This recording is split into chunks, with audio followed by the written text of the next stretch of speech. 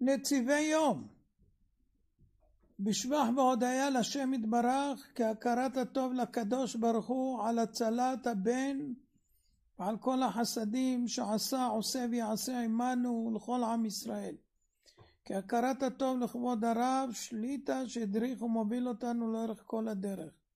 לכפז הקדושים ולכל מי שעזר ותמך בנו עם וללא ידיעתנו. ושהשם יתברך ישפיע עליכם ועל כל עם ישראל כל מילי דמיטב לקירוב ביד משיח צדקנו מאת משפחת קריכלי. אמן. אמן. לעילוי נשמת אליהו שוקרון בן שרה מנוחתו עדן, נשמתו תהא צרורה בצרור החיים, יזכה לחזות בנועם השם ולבקר בהיכלו, וישוב בתחיית המתים במהרה בימינו, אמן ואמן. אמן. אנחנו פותחים בסדרה חדשה לקראת ספר שמות, מקדימים קצת, וכדי שנספיק אנחנו נספר את סיפור יציאת מצרים מעת שיוסף נבחר למלוכה עד הסיום שעבדו המצרים בקריעת ים סוף. על פי הספר הייתי שם. אז זה כביכול מישהו שמספר כעד ראייה את מה שהתרחש שם. הייתי שם במצרים. ומגוללים ככה את כל מדרשי החכמים זיכרונם ברכה, ומביאים אותם בשפה ציורית לחוות את החוויה ולהרגיש מה היה. אז אנחנו מתחילים פרק א' בגלות מצרים. עבדול עזיז כרים אל רחמן זע במיטתו קלות, השמורות עיניו נפקחו בזחיחות הדעת, משהו חדר לתת הכרתו, הקול שהעיר אותו נסח נעימות בכל איבריו. מהו הקול הזה? ניסה להיזכר ללא הצלחה. עצם שוב את עיניו, ניסה לשחזר, ונשמע הקול שוב. ישותו נדרכה בחדווה, איך שכחתי? הרי היום זה קבלת הפנים המלכותית הנקרא פרוסבותי, יום שבו עורך פרעה משתה גדול לכל שריו החשובים ולכל מלכי המדינות שתחת שלטונו, והקול של הפעמון המזמין את גדולי השרים להשתתף במשתה החשוב הזה, בו מצוין היום שבו תפס פרעה את השלטון ונעשה משה לעולם הנקרא קוסמוקרטור. גם הוא, עבדול עזיז, מוזמן למשתה היוקרתי עקב השכלתו הרבה במכמני הקסם והכישוף, זכה לקבל אחד התארים הנכבדים ביותר במצרים, חרטום, כמו חרטומי מצרים. כמה הוא אוהב את התואר הזה, חרטום, מקנה לו מעמד, יוקרה, רצה בעיני כל המצרים. העיף עיניו לעבר השני של החדר, על קוליו היו תלויים מדי השרד שלו, הדרגות העוטרות אותו משני צדדיו העידו על המעמד הבכיר בארמון המלכות, על האמון הרב שרחשו לו שם. לא לחינם, הרי הוא מראשי החרטומים במצרים, והמלך בכבודו ועצמו מזמין אותו לאירוע נכבד בממלכה. הוא נזכר בסיפורים של סבא שלו, כיצד צמח למעמד הבכיר. סבא שלו נקרא תלמיר, והוא זכר את עצמו מהתקופה שעוד היה ילד מתגולל ברחובות. באותה שעה אף אחד לא חנן אותו במבט אפילו. המעמד המשפחתי שלו ללא משמעות היה. מצרים הייתה אז ענייה לא מפותחת, בנויה על קרקעית ים מיובשת. אנשי רשע שלטו שם, ועשו כל דבר מכוער ורע. ממש כמו אנשי החמאס ששודדים ובוזים עכשיו את כל האספקה. היא נקראה שפלת ממלכות. מלכות ירודה שבעולם. כל אומות העולם בזו למצרים על שפלותם, וכינו אותם עבדים. בשביל זה נקרא בית עבדים. לא רק בגלל שהיו עבדים אצלם לאחר מכן. וכל זה היה עד שהתגלה אדם מופלא, נבון וחכם, ששינה את ההיסטוריה של האומה המצרית, והפך אותה מבית עבדים, שפלת הממלכות, לגבירת העמים. למרבה הפלא, אותו האיש שהה בבית הסוהר 12 שנה. איש לא ידע מכישוריו המבורכים, עד שיום אחד נזכרו בו והריצו אותו אל המלך. פרעה עמד מיד על חוכמתו הלא טבעית ומינה אותו משנה למלך. המשיך לספר סבא, זוכר אני כיצד יצא אותו אדם בציווי המלך להתוודע אל העם. עדיין חקוק בליבי כיצד יצאו כל ההמונים לראות את הפלא העצום הזה. אדם צעיר בן 30 יוצא מבית האסורים, מוזנק למשרה הבכירה ביותר במצרים אחר המלך. גם הוא, תלמיר הקטן, יצא לצפות באיש המופלא הזה. כולם לחשו את שמו של המשנה למלך החדש ביראה מהולה, עם המון הערצה. צופנת פענח. משמעות המילים הייתה נהירה לו, מגלה צפונות. לא בכדי זכה האיש לשם מיוחד זה, חוכמתו הפלאית הממה את כל העם מקטון ועד גדול. אפילו המלך בעצמו, שהיה חכם גדול ובקי בכל השפות שבעולם, התפעל מאוד מחוכמתו הנדירה של האיש.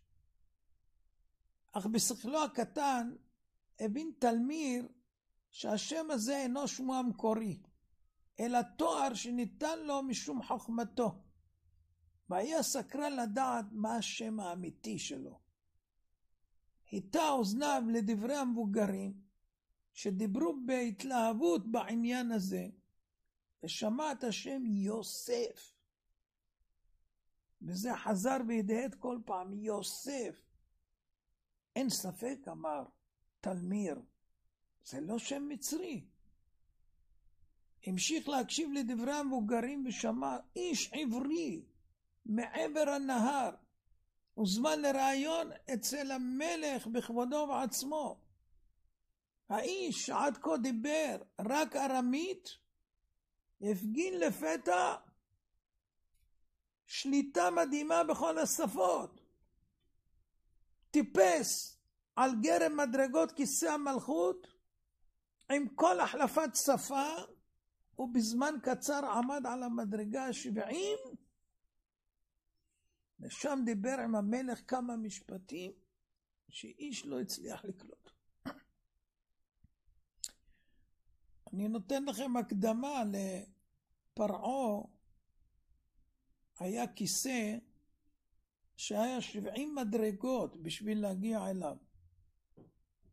בשביל להגיע עד אליו אתה צריך לדעת 70 שפות. כל שפה שאתה יודע לדבר, והיו אנשים שעומדים על הכיסא שיודעים את השפה, נותנים לך אפשרות לעלות למעלה עוד מדרגה.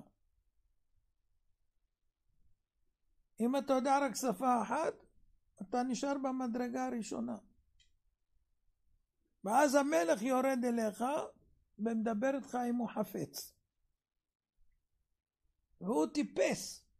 כתוב שגבריאל בא ולימד אותו 70 לשון.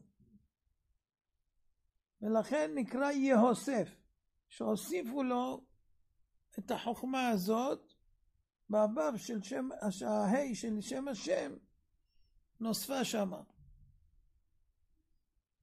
ושם הוא דיבר כמה משפטים, הייתה בושה לפרעה, כי הוא ידע שפה אחת יותר מפרעה, לשון הקודש. ואז הוא נבהל שלא ייקח לו את הכיסא, כי מי שיודע יותר הוא המלך במצרים. אז הוא השביע אותו, אתה לא נוגע בכיסא, רק הכיסא יגדל ממכה, כן? והוא דיבר כמה משפטים, איש לא הצליח לקלוט. פרעה נראה המום, ואפילו מבוהל. בשבועה מוזרה חתמה את הרעיון הנדיר הזה, מה שאמרנו. כולם ניסו לברר פרטים, מה היה, מה זה. תלמיר הכניס את האוזניים לתוך חבורה אחרת, מנסה לרבות את סקרנותו. ופתאום השתתקה כל ההמולה. כל החצוצרה הורה להתכונן לשמיעת דבר המלך. שקט ושלח באחת. כולם מתים אוזנם כאפרכסת, לא לאבד מילה. הכרוז מכריז ומדהים את כולם. תנו כבוד לאבי המלך. וואו, התרגשות מעל גדותיה. תואר כזה אבי המלך לא זכה אדם מעולם. כל זקני מצרים בחרטומיה לא מכירים מושג כזה. אבל כעת לא היה זמן להרהר, כולם הכינו עצמם לקבלת פני המלך, והמשנה שלו, הפלאי. גדוד חיילים, רכוב על סוסים אבירים, מלווה בקולות חצוצרה רמים, חלף בדהרה רמה, מותיר מאחוריו שובל אבק סמיך. קולות הטופים הדהדו ברמה בעקבות הגדוד השני. אחריו הגיע גדוד נוסף, אבל הפעם בדהרה שקטה. ומיד לאחריו הגיעה בדממה מלכותית מרכבת המלך. ההמונים קרעו על ברכיהם לכבודו, אבל הסקרנות לא באה על סיפוקה. כבוד גדול לראות את מרכבת המלך, מחזה שחיכו בכיליון עיניים. אך לא היום. היום הייתה ציפייה למשהו נשגב הרבה יותר. כולם הבינו שיש פה מאורע יוצא דופן בצורה קיצונית, שיטביע את חותמו על העם המצרי לשנים רבות, אולי לדורות. אל תוך הציפייה הדרוכה הגיעה מרכבת המשנה המלכותית, דהורה על ידי 4 סוסים, סוסים אבירים, נכנסה לרחבת העיר, ובתוכה עמד איש יפה תואר ונורא הוד, לבוש כולו בגדי פשתן לבנים. מצווארו השתלשלה שרשרת זהב, עשויה טבעות מדהימים ביופיים, מתנת המלך. רחש בין הקהל, כולם לוחשים, יוסף, צופנת פעניה. תלמיר התפעל ממראה האיש המרומם, בעל הפנים האציליות, יפה תואר ונורא הוד, כולו אומר ענווה, דבר לא שגרתי בקרב מקורבי המלכות. פניו העדינות מפיקות טוב לב, היו ניגוד גמור לעדת השחצנים המתגנדרת ברחבי הארמון. כולם חפצו לצוד את מבטו, אך תלמיר קלט בעיניו דבר מדהים. עיני יוסף מושפלות כל הזמן למטה. משתדל שלא יתקלו בדמויות אינן רצויות. אף מתר תכשיטי הזהב שהרעיפו עליו מעל חומות העיר לא שכנעו את עיניו להתרומם. תלמיר לא הבין למה. ומאז שהתגלה יוסף השתנתה הממלכה כולה. העושר החל לשגשג, יבול השדות הצליח מעל המצופה, הדגה רבתה מאוד. השפע היה עצום. מצרים החלה לצבור עוצמה, להפגין עליונות על עמי האזור. 7 שנים ערך תהליך מבורך זה. כולם ידעו בבירור שבזכותו של יוסף הייתה זאת, אפילו שלא הבינו כיצד. ואילו יוסף היה מדגיש בכל הזדמנות שהכל בא רק מאת האלוהים. זה היה תחילת הפתרון של החלום הנבואי. 7 שנות צבא, שנים מבורכות, שצפה אותם יוסף באופן מדהים בדיוק, והחלו שנות בצורת נוראות, כאשר אמר, מפלס מהנילוס ירד פלאים, לא היה בו מים להשקות את השדות, שטחי עיבוד יבשו, התבואה קמלה, תנובת הארץ פסקה לחלוטין. לא רק במצרים היה יובש, גם בכל המדינות מסביב. הבריות רעבו ללחם, לא ידעו ממה יחיו מחר. הדאגה נשקפה מעיני כולם, והרעב הלך והחמיר. ושוב היה זה יוסף שהציל את מצרים. בחוכמתו צפה גם את שנות הרעב והתריע עליהם. משום כך הכין צידה רבה לבאות ויעץ לכולם לעשות כן. אלא שהסתבר שרק יוסף בחוכמתו ידע איך לשמר מזון ל7 שנים. כל האחרים שניסו נתקלו בכישלון צורב. מאגרי המזון המפוזרים ברחבי הממלכה לא החזיקו מעמד לזמן רב והרכיבו. אך הוברר שגם לזאת צפה יוסף החכם, התכונן בהכנת מצבורי מזון להעניק לכל תושבי מצרים עתודות מזון מספיקות ל7 שנים הבאות. איש במצרים לא דאג יותר. השמועה עשתה כנפיים וחצתה גבולות עמים. הבשורה התפשטה בעולם, במצרים יש אוכל. אנשים רעבים מכל המדינות הסמוכות נהרו למצרים, מוכנים לתת הון ביתם בתמורה למעט תבואה, כדי להשביע נפשותם ובני ביתם המעונות ברעב. אך הספק כרסם בליבם, האם יסכים יוסף לתת להם אוכל? האם לא יחשוש לפרוס מלחמה של מצרים לאומות אחרות?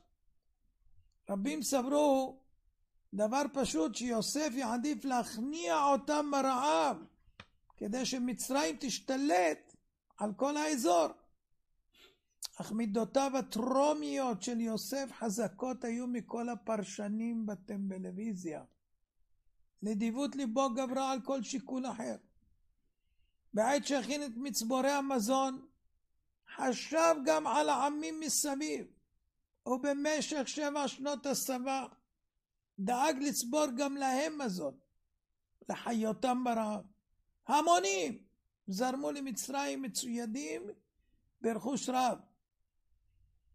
בפועל יוצא וכפועל יוצא מהכסף שזרם מכל המדינות, התחזקה כלכלת מצרים לאין ערוך. בעקבות זאת עלה כוחה הצבאי, והכניעה מצרים את עמי האזור, והכניסה אותם תחת שליטתה. כך הפכה להיות המעצמה הגדולה בעולם, שליטת הממלכות. כל זה בזכות יוסף. מי שחשב שזכותו בזה תמה, נכונה לו הפתעה רבתי. עברו 2 משנות הרעב, ועוד פעם חדשות מסעירות במצרים. יוסף מביא את אביו ואחיו למצרים. פרעה שמח על התפתחות זו, עומד על כישוריהם המבורכים, על ישרותם, ובמחווה מלכותית הציע להם משרת שרים ויועצי המלך. ולמרבה הפלא הם סרבו. לא רוצים מינויים בכירים, לא רוצים עמדות כוח והשפעה אדירות, לא נתנו לבם לעושר הגדול הטמון בתפקידים רמי המעלה. העדיפו להמשיך להיות רועי צאן ולעבוד את האלוהים, בזים לחמדות העולם החולפות. פרעה העניק להם את ארץ גושן. חבל ארץ של מעשה כבר היה שייך להם ממילא, שכן שרה סבתם קיבלה את גושן במתנה מפרעה הקודם, שהוא היה בנו של המלך נמרוד הידוע והמפורסם. הגר, רק שתדעו דרך אגב, היא הייתה, הגר, היא גם כן הייתה קשורה לנמרוד, היא הייתה נכדה שלו. כי פרעה הקודם היה בן שלו, היא הייתה ביתו.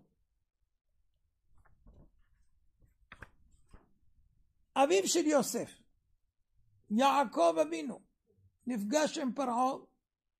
המפגש הסתיים בברכה מדהימה. שהנילוס יעלה ויגאה כל פעם שפרעה יגיע לשם. ועוד תוספת קטנה הייתה בברכה, בזכות יעקב אבינו פסקו שנות הרעב 5 שנים לפני הזמן. המצרים נפעמו מהפלא הגדול. ברכת יעקב התקיימה במלואה.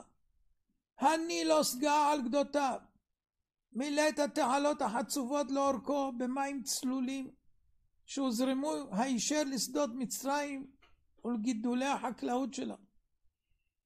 העושר שב ושגשג, החיוך חזר על פני הבריות, לכולם כבר היה די כסף לממן את שכר הלימוד לילדים. גם אביו של תלמיר שלח אותו לרכוש השכלה גבוהה. כמצרים רבים אחרים, הוא החליט להשקיע את לימודיו בכישופים וקסמים. ההצלחה הייתה מסחררת. כבר בגן ילדים למד דברים פשוטים, במרכאות, להפוך את הקולמוס שלו לנחש ארסי מאיים. הוא אהב מאוד את העברים ממשפחתו של יוסף. בכלל כל המצרים אהבו אותם. כולם ידעו שהעושר והעוצמה של מצרים בא בזכות חוכמת יוסף וקדושת אביו. איש לא ידע שיוסף מקפיד לקיים מצוות דתו ותורתו בסתר, כי החוק המצרי החמיר מאוד עם מי שלא האמין בדת השלטת. 40 שנה עברו מאז. בינתיים מת פרעה. לאיש לא היה ספק מי הוא הראוי לרשת את כיסא המלכות. פה אחד הוחלט להכתיר את המשנה למלך בכתר מלכות, ובכך הפך יוסף למלך מצרים.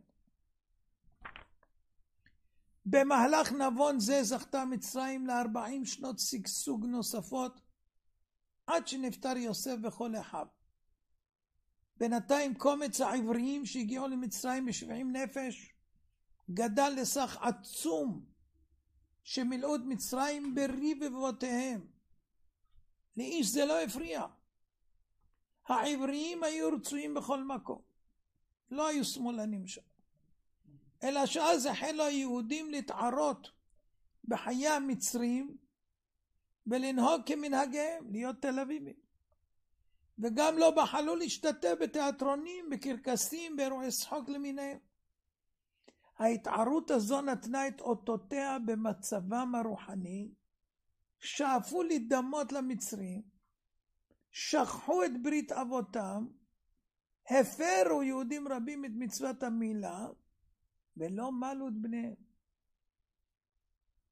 כמו תמיד, כפועל יוצא מנסיגה רוחנית, חלה הידרדרות גשמית. והצרות החלו להגיע. האווירה האוהדת כלפי היהודים התפוגגה, ואת מקום ההערצה והכבוד תפסו שנאה וקנאה. נתן בליבם לשנוא עמו. אתם מתרחקים ממני, אומר הקדוש ברוך הוא, אני אביא עליכם את החמאס. שרים רבים החלו לרטון על התרבותם של היהודים. באחיזתם בעמדות מפתח, בטח קראו להם מתנחלים, הימצאותם של היהודים בכל מקום, עקצה את המצרים, ממש כאילו נעצו בקוצים, ויקוצו מפני בני ישראל. בארמון המלך התקיימה התייעצות דחופה, השתתפו בה גם 3 היועצים הבכירים של פרעה, יתרו המדייני, איוב מארץ עוץ, ובלעם מארם נהריים. 3 הגדולים האלה, אף על פי שלא היו ילידי המקום, בכל זאת היו דמויות נערצות במצרים, כמעט אגדיות, כי הלכו עליהם שמועות נפלאות. יתרו הצטיין בחוכמה רבה, באומץ לב וישרות. איוב ניחן במדרגות נבואה, ואילו על בלעם ידעו כולם שמלבד שליטתו הבלתי מוגבלת בקסמים וכישוף, גם הכללות שלו אינם שוות ריקם, ואוי למי שיפגע מלשונו. דעתו של יתרו הייתה נחרצת. בזכות יוסף אתם קיימים, כיצד ייתכן לעולל רע לאומתו?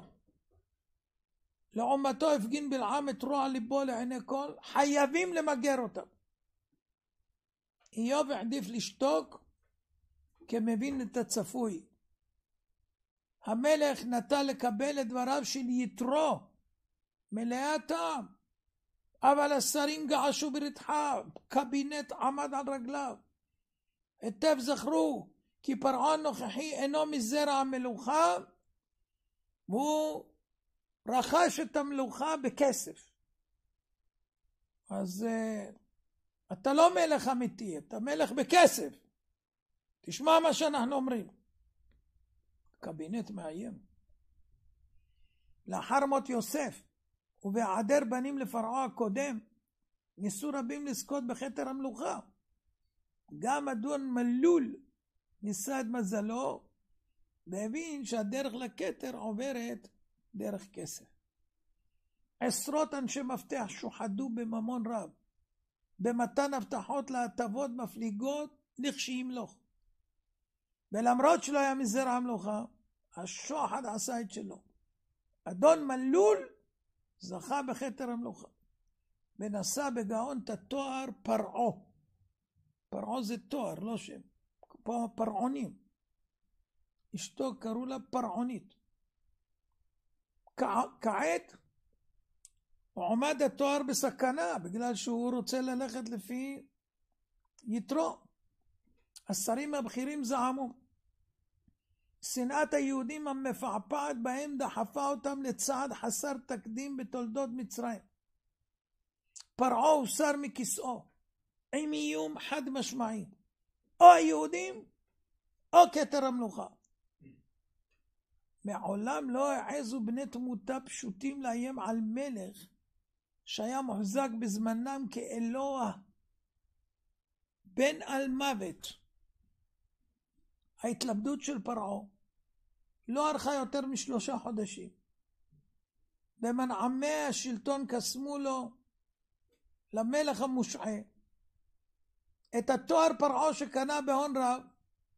לאחר מות המלך יוסף, נעם לו יותר מאשר לקרא אדון מלול. ואז הוא הסכים. ויקום מלך חדש שנתחדשו גזרותיו. פרעה חוזר למלכות, יתרו ברח ממצרים, שלא יגמלו רעה על עצתו. לאחר שחזר לשלטון, אימץ פרעה את המהפך בכל ליבו, שנאתו התגברה ליהודים, והשרים החלו מיד בתוכניות לדיכוי ורידוי העם. מכאן הדרך קצרה להפוך אותם עבדים, כלואים בבית הסוהר הגדול בעולם מצרים, חסום בחומות אבנים כבדות, שערי ברזל חסונים, עטויים רשת ביטחון כבדה לא כמו שהיה בעוטף, עם כישופים שאינם מותירים שום סיכוי לבריחה. שיטת ההשתלטות הייתה ערמומית מאוד. פרעה זימן את ראשי היהודים, אמר להם, גרים מניכם בחבל ארץ קטן מאוד, גושן, עקב ההתרבות הגדולה בילודה אצלכם, הצפיפות אוכלוסין שלכם גדלה והולכת. צר לי לבכה בצערכם, ברצוני להעניק לכם רישיון בנייה להרחבת גבולות שכונתכם, להוסיף דירות מרווחות של 15 דקות. היהודים לא הבחינו במלכודת המתקתקת שהטמין להם. אמרו לו, הננו מודים לאדוני המלך על הערנות לצרכנו ועל נדיבות ליבו, בקדו לפניו בגודש של תודה. אכן, כנים הדברים, הילודה אצלנו גבוהה מאוד. אנחנו מקפידים להשיא את בנינו בגיל 13, כפי שהדריך אותנו יעקב אבינו. ובנותינו יולדות לפחות 6. לא יפלא איפה כי בהיות הבן בגיל 27 הוא כבר בעל משפחה ל90 צאצאים, 84 ילדים ו6 נכדים, כל זה רק מאישה אחת. פרעה הפגין אהדה מעושה, אמר בחבל הארץ בו אתם גרים, ארץ רעמסס, שבמחוז גושן הגדול נבנה לכם עיר חדשה שתיקרא רעמסס. יש מחוז רעמסס ויש עיר רעמסס. רעמסס זה המחוז, רעמסס זה שם העיר. עיר זאת תשכון על חוף הים הגדול, ותהווה אבן שואבת לספינות המסחר המשייטות ברחבי ים זה הנושק לחופי ארצות רבות. לפיכך עלינו לבנות בתוכה מחסני ענק לאחסון סחורות, תבואה, פשטן, פילוסין, פילוסין שנודע בכל העולם בטבעו במצרים. היהודים הקשיבו בשימת לב, הנהנו להסכמה. פרעה רבה נחת התוכנית הערמומית מבשילה את זה. מעודד מהענות המשיך לטוות קורי עכביש. מובן שעיר כזו קדושה במחסני סחורות יקרות תמשוך גם שודדים בחילות אויב, שכבר מזמן לוטשים עיניהם לעושר המשגשג של מצרים. לפיכך עלינו לבטח את העיר ולבנות ביצורי הגנה מעולים. הואילו נא להטות כתף ולסייע בבנייה, וכמובן אשלם לכם ביד רחבה. כרוזי המלך סבבו בערי גושן, מזמינים את היהודים לבנות לעצמם דירות מרווחות, מבקשים עזרתם בבניית ביצורים חזקים לעמוד בפני התקפות אויב. לא מעטים היו האויבים של מצרים, שלטשו את עיניהם החמדניות אל האוצרות האגדיים. שמועות מבוססות סיפרו על מטמוני ענק קדושי זהב ויהלומים בכל רחבי האימפריה. היהודים האמונים על מידת הכרת הטוב רצו להביע נאמנות לממלכה המארחת, מתוך טעות שהתבררה כמו תמיד גורלית. לא שעו לעצת חכמי הדור שהזהירו אותם מפני הסכנות הרוחניות האורבות לשוהים בסביבת גויים. יישארו בבתי מדרש, הפצירו בהם החכמים. את הכרת התודה למלך ניתן להביע בצורה אחרת, אבל לא בביטול תורה. התחננו לעם. רק בני שבט לוי האמונים על ציות לדעת תורה קיבלו את הדברים ללא ערעור. העתיד יראה כמה צדקו. צעירי שאר השבטים היו להוטים להצטרף אל הדגל, והם לא סברו כן. אין המלך בעצמו יש שם, הוא יפשיל שרוולים ויעשה במלאכה. איך נוכל להישאר מהצד? הזקנים אמרו דעתנו דעת תורה, מעולם לא הרוויח איש מאי ציות לתורה. פרעה ערמומי צפה את ההתלבטויות, כי הוא האזין ל-12-13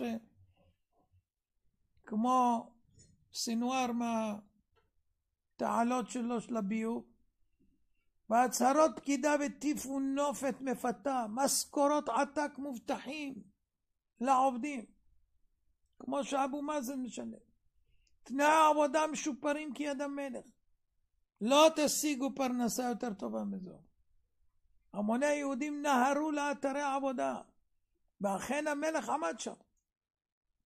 מגש זהב טהור עמוס צביר חומר השתלשל מצווארו. סביבו סגל שרי המלוכה. בתנועות מלכותיות הדגים איך עושים לבנים. השרים שלו לא תמנו ידם. הפשילו שרבולים ועשו במלאכה.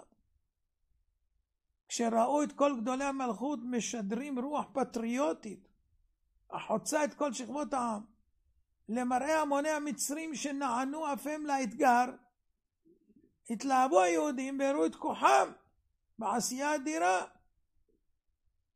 בקצב מהיר שהדהים את מנהלי העבודה, כושר הייצור שלהם היה כמו בתעשייה האווירית, פי 10 מפועל רגיל.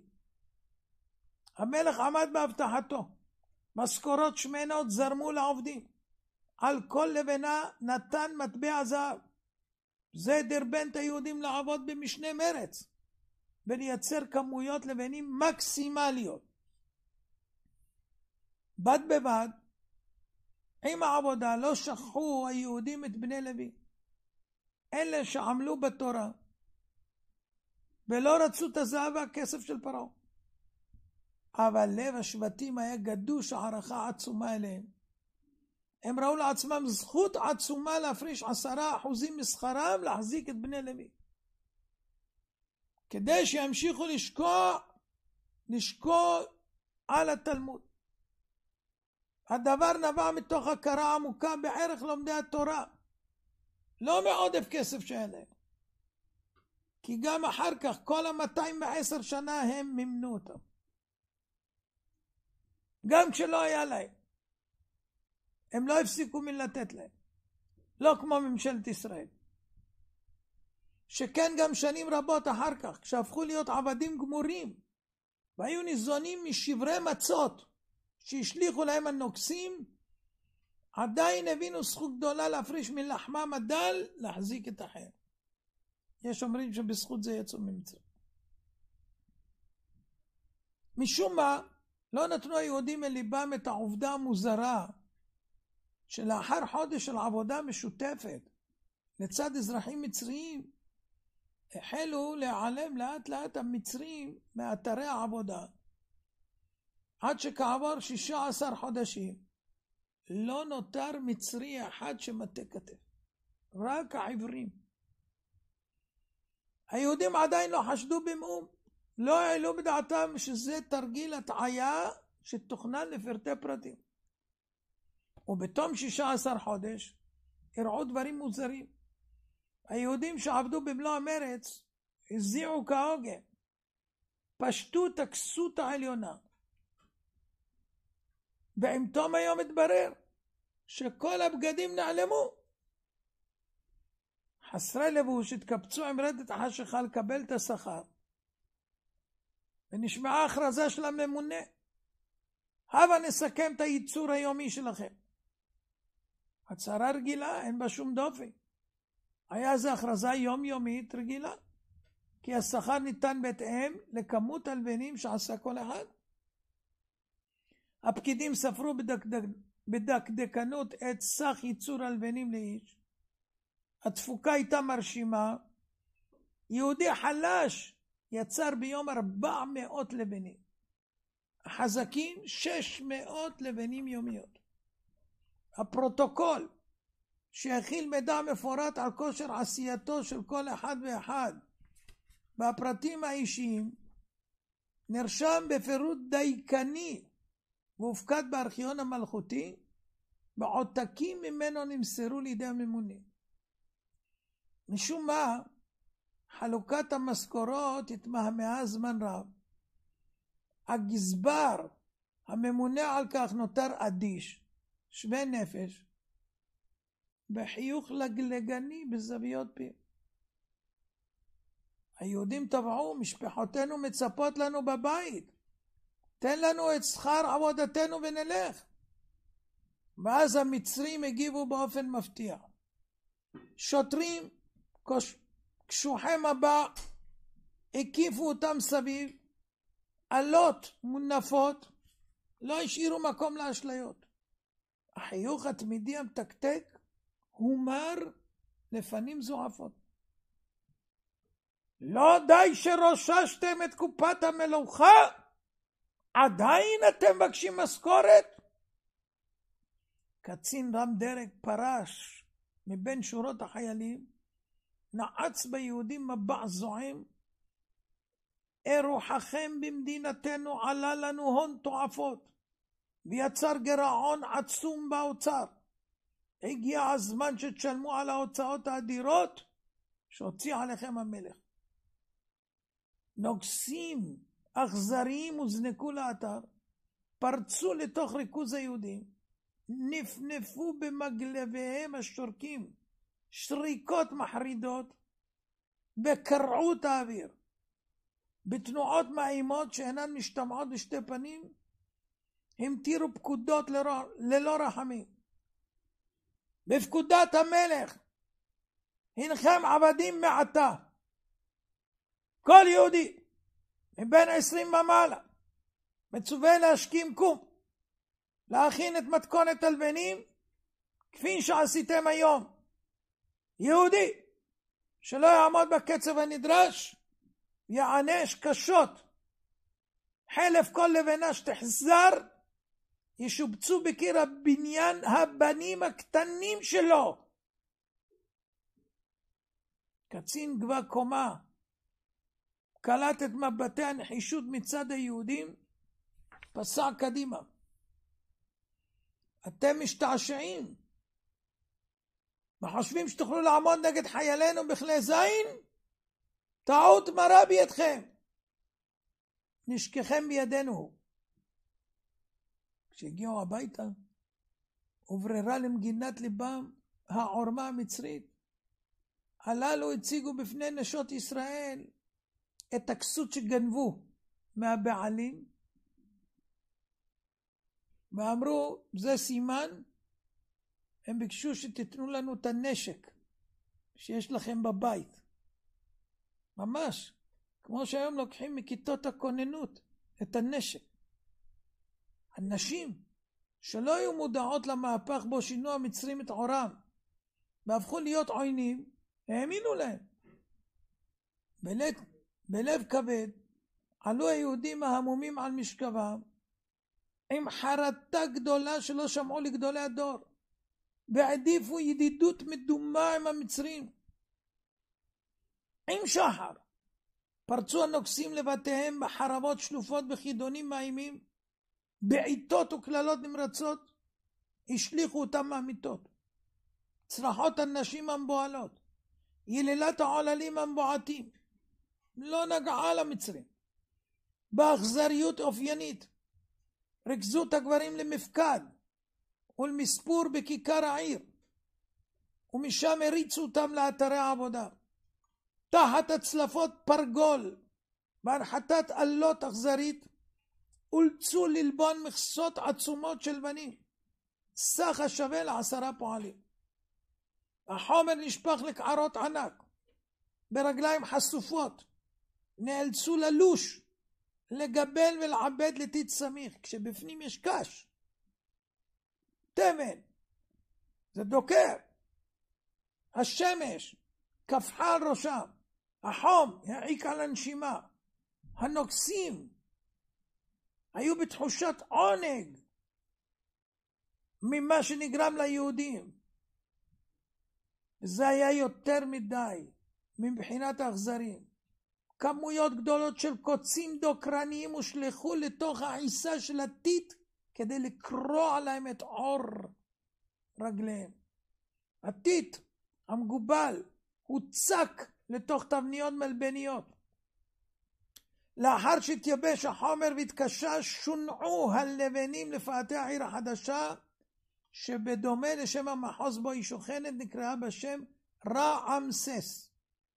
שם הוצבו אכן קבוצות פועלים שאולצו להקים חומות מבוצרים עמידים מפני התקפות אויב, ולבנות מחסני ענק חסינים התנפלות של שודדים. בתום היום עמדו יהודים משתאים לנוכח מעשה ידיהם, יצירה נפלאה. הספיקו ביום אחד, יותר מהסינים.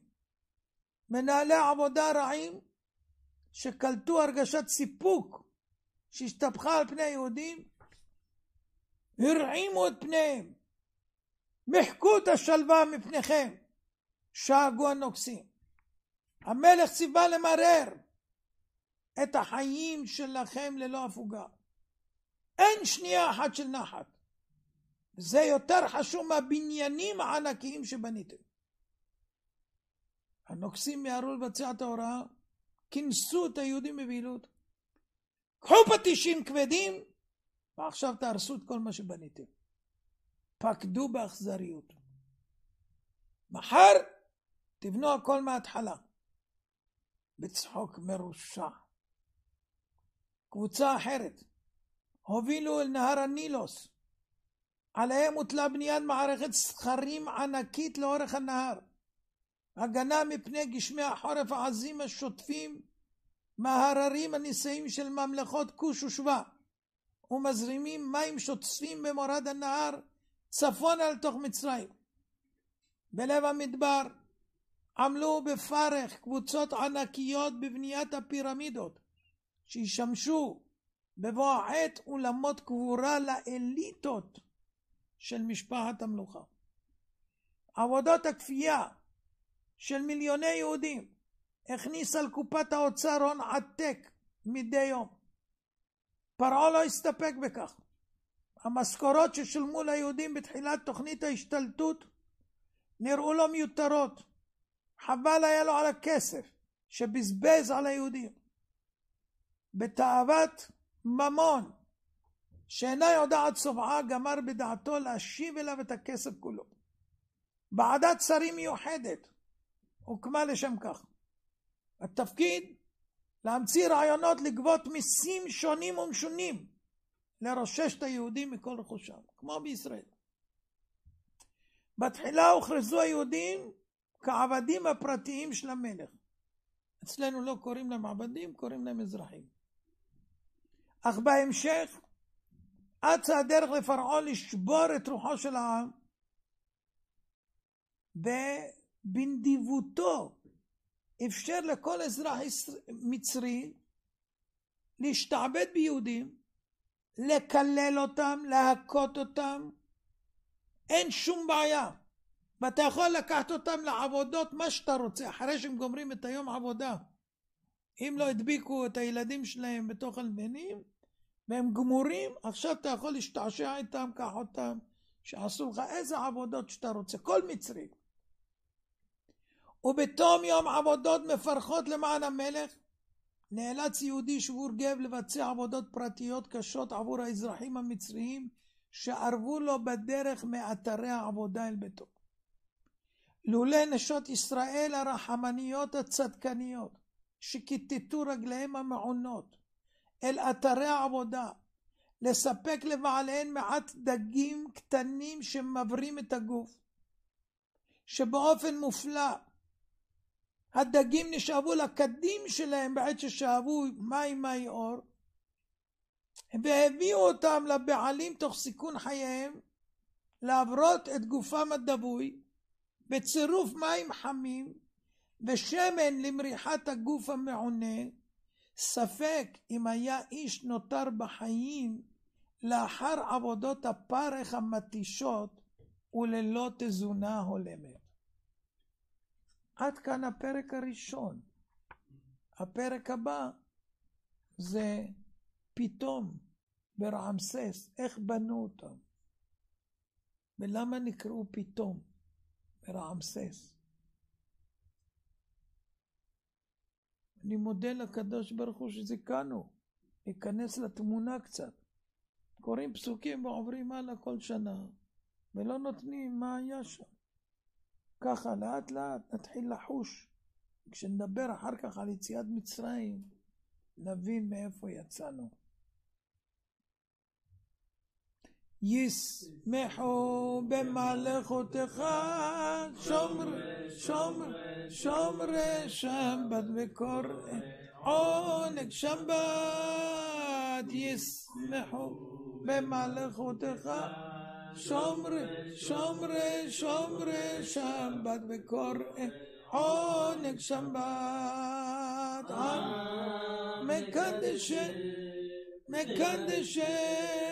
מקדש שביע שבת.